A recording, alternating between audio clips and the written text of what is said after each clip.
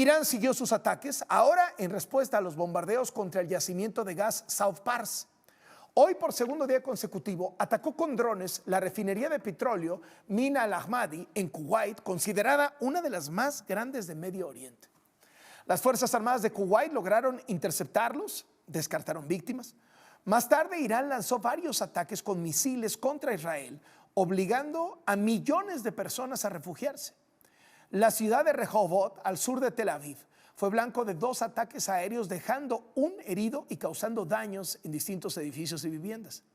En Jerusalén, segundos después de que sonaran las alarmas, los restos de un misil impactaron justo en un estacionamiento al lado de las murallas de Ciudad Vieja, que son patrimonio de la humanidad. Según las autoridades de Israel, al menos 3 personas resultaron heridas.